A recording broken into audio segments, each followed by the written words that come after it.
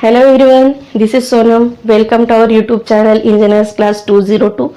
Today we are going to start with the first chapter of 12th Science, which is Rotational Dynamics. Before going to start our chapter, let's check out some terms which you have already studied in previous standard. First one term is circular motion. What is meant by circular motion? Now consider here is a point A, point B and point C. If there is an object which is placed at point A, this object moves from A to B, then C, then like A. Means the motion of an object is like this one. Now if we trace the path of that object, we will get the circumference of circle. Means that particle or that object is moving along the circumference of a circle. What is circular motion? Circular motion is a motion along circumference of a circle. Along circumference of a circle, if there is a motion, then it is called as circular motion. What is meant by circular motion? Motion of an object or particle along circumference of a circle is called as circular motion. That means here if P is object and it is moving like this, means along circumference of circle, then P is in circular motion. Now next one term, concept of center of mass. What is meant by center of mass? Here suppose there is a body whose mass is equal to capital M. Now it is made up of number of particles. Suppose here is a particle whose mass is M1, here is M2, M3, like this one. Yes, here is Mn. Now we know that this all particle, if we consider and we add the masses of all the particles, that is M1 plus M2 plus, suppose there are n particles, then Mn, we get the total mass of body, that is capital M. Means this body is having total mass which is equal to M, and which is made up of number of particles whose masses is like M1 to Mn. Now there is a point in body, or there is a point at which this total mass is concentrated. There is a point where this total mass is concentrated and we can replace this whole body in a point to apply Newton's law. This point where the total mass is concentrated, this point is nothing but the center of mass. Center of mass means what? Point at which whole mass of a body is supposed to be concentrated. Where the whole mass of body is supposed to be concentrated, that point is nothing but the center of mass of body. Okay, next, kinematical equations of motion. Which are the kinematical equations of motion? In previous standard you have already studied the linear motion. Linear motion include different physical quantities like speed, velocity, then acceleration, displacement. The relation between these all terms is given in kinematical equations. The relation between all these terms is given in kinematical equations. The three basic kinematical equations that you have studied in previous standard are: first one, V is equal to U plus AT. V is equal to U plus AT. We know that V is final velocity, U is initial velocity, A is acceleration and T is time taken for the motion. Second one equation is S is equal to ut plus half at square, where S is displacement, initial velocity, time, then acceleration, then time square. Third one equation is V square is equal to U square plus twice AS. This is final velocity, initial velocity, acceleration and displacement. Means the equations which gives the relation between these parameters is nothing but the kinematical equations of motion. Next term is real force and pseudo force. What is meant by real force? Suppose here is object A, here is object B. There are two objects. If A collides with B or B collides with A, or both comes together, there is a direct interaction. direct interaction.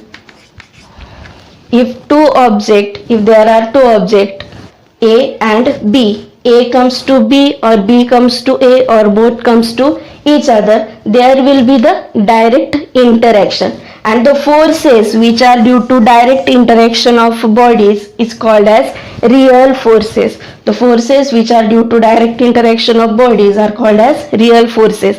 Real forces have real origin and source of that force. Next is pseudo force. What is pseudo force? Imagine that you are moving or you are traveling by bus. You are in bus is moving with some velocity and suddenly bus stops. Then your body experiences the forward force or your body experiences the forward jerk. But we know that there is no direct interaction between our body and any object. We get the forward push, forward force, but there is no external object which gives you that force. That means that force or that pseudo force is totally imaginary. We just get forward, but there is no external object which gives you that force. That means pseudo force does not have real source and real origin of force. It is totally imaginary. This is what you have already studied in previous standard. Let's start with our chapter rotational dynamics. Rotational dynamic itself includes two types of motion. First one motion is circular motion and second one is rotational motion. Means in rotational dynamics you have to study two types of motion. First one is circular motion and second one is rotational motion. First we will start with circular motion. Okay. To study circular motion, first we have to know which are the parameters included in this circular motion. For that, let's compare the circular motion with linear motion. Circular motion and linear motion. We have already studied linear motion, the parameters which are included in linear motion. Just compare this linear and circular motion. Which parameters in linear motion are analog to parameters in circular motion? Okay, first one we know that displacement. Displacement is the basic quantity in linear motion which is denoted by S. In circular motion, the analog term of displacement is known as angular displacement. Angular displacement. The term displacement in linear motion, the analog term in circular motion is angular displacement which is denoted by theta. Now the next term displacement, then we know that velocity. Velocity is denoted by V. We know that velocity is rate of change of displacement. The analog term of velocity in circular motion is angular. Just use the angular word, angular velocity, which is denoted by omega.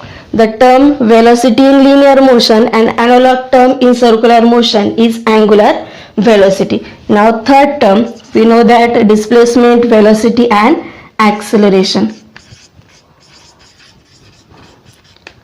which is denoted by A. Acceleration is nothing but rate of change of velocity. Linear motion, acceleration. Circular motion, we have to use angular word, that is angular acceleration, which is denoted by alpha. That means to study circular motion, we have to first study angular displacement, angular velocity and angular acceleration. If we compare these two types of motion, linear motion and circular motion, then displacement in linear motion, the analog term in circular motion is angular displacement. Here angular velocity, in linear motion there is velocity. In circular motion angular acceleration, in linear motion there is acceleration. That means to study circular motion, first we have to study these terms in detail. Okay, let's start with the first term, that is angular displacement. Angular displacement is denoted by theta. For that, let's consider a particle is moving in circular motion in anti-clockwise sense, that is like this. Now, a particle is at A when t is equal to 0. That means initially a particle it is at position A. Here vector r, that is radius vector, gives us the position of that particle. Now after small period delta t, that particle reaches to point B. After time delta t, a particle reaches to point B. Here also vector r gives us the position of particle at or after time delta t. Now if we take the radius vector, or if we consider the radius vector, initially radius vector is like this, after time delta t it reaches to this position. That means radius vector also changes its position by a certain angle. This angle is denoted by delta theta. That means when particle is moving from A to B, radius vector also changes its position like this through a certain angle which is denoted by delta theta, and this angle is nothing but the angular displacement. What is angular displacement? Angular displacement is angle traced or described by which vector? Radius vector. Angle described or angle traced by radius vector in given time is nothing but the angular displacement. Definition of angular displacement. Angular displacement is angle traced or described by radius vector, but where? At the center of circle in given time. In given time, whatever angle is traced by radius vector at that center of circle is nothing but angular displacement. Okay. Now we know that angular displacement is denoted by theta, and it is the angle traced at center of circle. As it is angle, that is, if we take the unit of angular displacements are radian, we know that angle should be measured in radian and also in degree.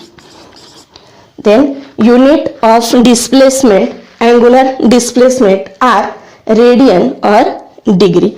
Again, angular displacement is vector quantity. Angular displacement is vector quantity. Now if it is vector quantity, then what is its direction? Its direction is given by a right hand rule. Right hand rule. Displacement, angular displacement, its direction is given by right hand rule. Okay, what is right hand rule? Now curl your finger and thumb should be stretched. Here curl fingers gives us the direction of motion and the stretched thumbs gives us the direction of angular displacement. Means here the fingers are curled like this, means motion is like this, and thumb gives us the outward direction, or we say that upward direction, means it gives the direction of angular displacement. Now if I held my hand like this, here the curl fingers are like this, means motion is like this, and this finger or this thumb is perpendicular to this plane, that means like this. This gives the direction of angular displacement. Again if I take my hand like this, here curl fingers are like this. This shows us the direction of circular motion, and this thumb gives us direction of angular displacement. Again if we take theta, that is angular displacement. Angular displacement is equal to arc length or length of arc divided by radius. Arc length divided by radius. Here particle is initially at position A. After time delta t, it reaches to point B. In this it travel from here to here, that is it covers a It covers a linear distance which is equal to delta s, but delta s is nothing but the arc. Therefore, if we find out the value of del theta, then del theta is equal to arc length divided by r, that is arc length is delta s divided by r. This is the formula for angular displacement. What is angular displacement? Angular displacement is equal to arc length divided by r, that is radius. Del theta is equal to del s divided by r. This is for today. If you like this video, share it to everyone, subscribe our channel, and for more videos, stay connected with us. See you in next video. Till then, bye bye. We have a recipe channel for you, Bright Beauty Eat Tasty. Link is given in description box. Please go for that.